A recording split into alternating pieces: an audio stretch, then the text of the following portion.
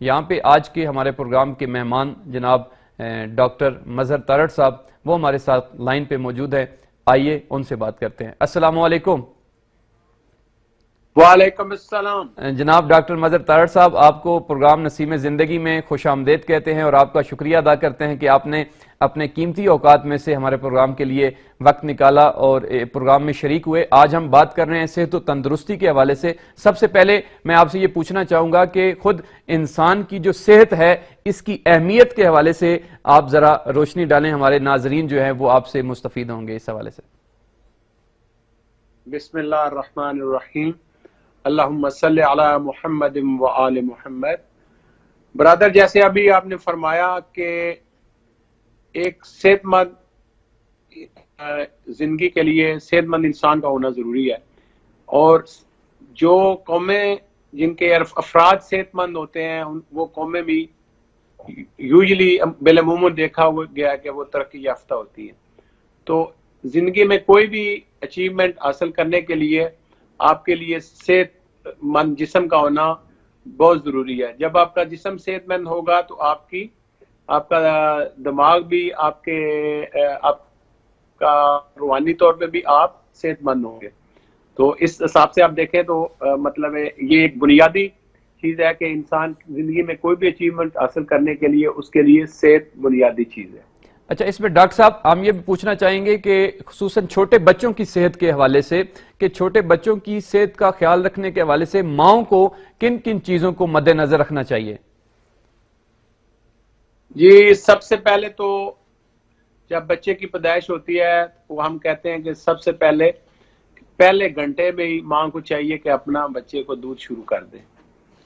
یہ مطلب اس دودھ کے اتنے فوائد ہیں کہ یہ چھوٹے بچے سے شروع ہو کے زندگی کے آخر تک اس کے فوائد جاتے ہیں. تو سب سے پہلی بنیادی چیز جو یہ ہے کہ جب بھی جب بچہ پیدا ہوتا ہے، ڈلیوری ہوتی ہے، تو ہمیں چاہیے کہ ماں اور بچے کو اکٹھا رکھے، ایک جگہ پہ رکھے اور ماں کا دودھ فوراً شروع کرائے. اس کے بعد پھر جب بچہ آپ کو 6 مہینے تک ماں کا دودھ جاری رکھنا چاہیے.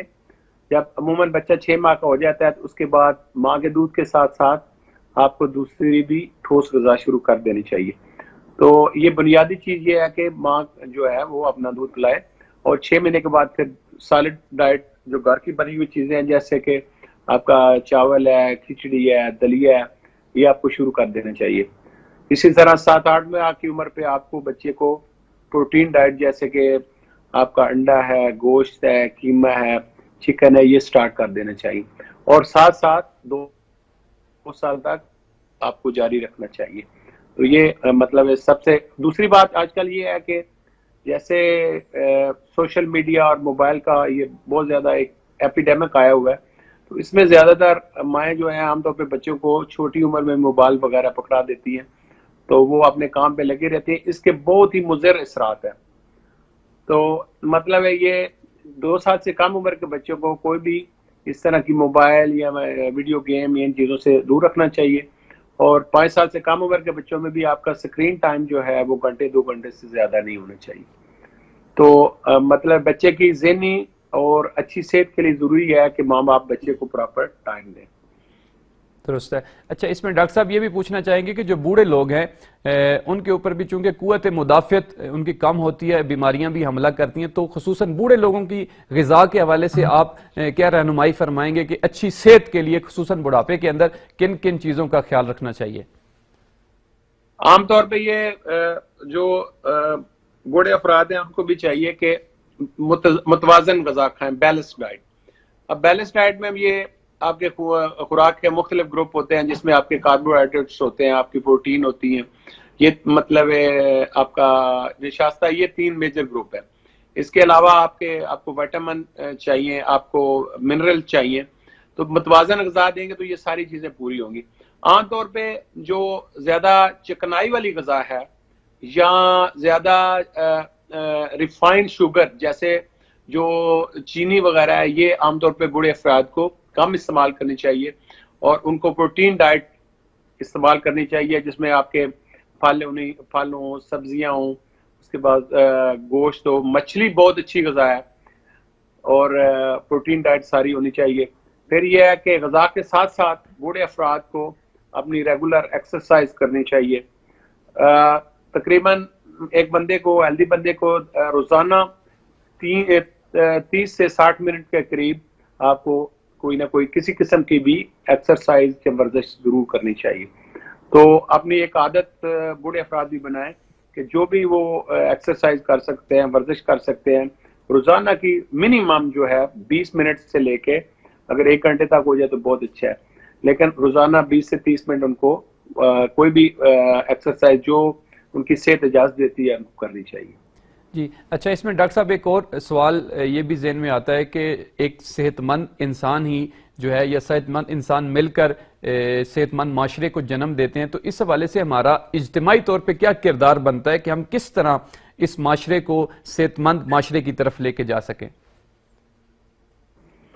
یہ اس صورت میں ہی ہو سکتا ہے کہ آپ کے مطلب سوسائٹی کو، معاشرے کو، اس کے علاوہ جو ارباب اختیار ہیں ان کو، اور انڈیویجول لیول پہ بھی لوگوں کو، جب یہ 3 آپ کے بنیادی پلر ہیں، 3 ستون ہیں، مطلب ایک خود فرد ہے، پھر اس کا معاشرہ ہے، پھر اس کی ریاست ہے. تو یہ تینوں جو ہیں وہ سب کو اپنی ان کے ذہن میں یہ بنیادی چیز ہونی چاہیے کہ جو صحت مند افراد ہوتے ہیں وہ صحت مند قوم بناتے ہیں. اور آج کل مطلب ہے جو بھی صحت مند قومیں ہیں ان کی آپ دیکھیں ترقی کی رفتار بھی زیادہ ہے، تو وہ انڈیویجول جو افراد ہیں ان کو بھی اپنے طور پہ صحت کا خیال رکھنا چاہیے.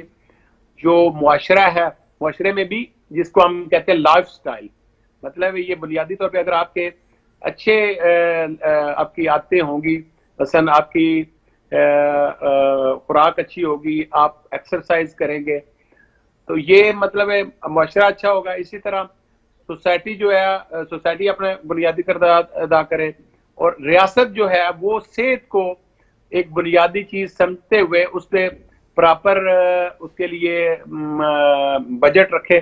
تو یہ تینوں اگر جو ستون ہے تینوں اپنا کردار ادا کرے تو ایک اسے صحت مند قوم تشکیل دی جا سکتی ہے. جی بہت شکریہ ڈاکٹر صاحب. آخر میں اگر آپ ہمارے ناظرین کو خصوصاً آج کے کرونا کے ایام میں انسان کس طرح اپنی صحت کا خیال رکھے، آپ پوری دنیا اس وائرس کے اندر مبتلا ہے، تو اس حوالے سے بھی ہم چاہیں گے کہ آپ آخر میں ہماری رہنمائی فرمائیں. اس میں بنیادی چیز جو ہے نا، اب جو مطلب 2 بنیادی چیزیں رہ گئی ہیں. نمبر 1 کہ ماسک کا استعمال، ہر بندے کو مطلب ہے ماسک استعمال کرنا چاہیے. دوسرا یہ ہے کہ سوشل ڈسٹینسنگ منیمم مطلب 3 فیٹ سے لے کے 6 فیٹ تک، 3 میٹر سے لے کے 6 میٹر تک سوشل ڈسٹینسنگ رکھنی چاہیے. اور باقی اپنی جو خوراک ہے وہ متوازن رکھنی چاہیے.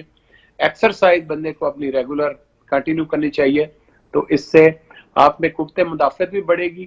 اور آپ کی اگر آپ 2 بنیادی جو چیزیں ہیں یعنی سوشل ڈسٹینسنگ یعنی سماجی فاصلہ اور ماسک کا مناسب استعمال، تو اس سے آپ کرونا سے بچ سکتے ہیں. اگر آپ کی غذا متناسب ہے، متوازن غذا ہے، تو وہ اگر خدا نخواستہ آپ کو کرونا ہو جاتا ہے تو اس سے آپ کی باڈی جو ہے ڈیفینس اچھا ہوگا، غذا اچھی ہوگی تو وہ اچھے طریقے سے کرونا کا مقابلہ کر سکتا ہے انشاءاللہ. اور خاص طور پہ آپ نے بوڑھے افراد کا پوچھا، جی تو ہمیں یہ کوشش کرنی چاہیے کہ خاص طور پہ جو کسی عام طور پہ کرونا جو ہے اس میں اموات زیادہ تر یا تو بوڑھے افراد میں زیادہ ہوتی ہیں یا جن کو کوئی بنیادی بیماری ہے، مثلا کسی کو شوگر کی بیماری ہے، کسی کو بلڈ پریشر کی بیماری ہے، کسی کو ہارٹ کی بیماری ہے، اسی طرح کی کوئی سانس کی بیماری میں مبتلا ہے، کوئی گردوں میں مبتلا ہے.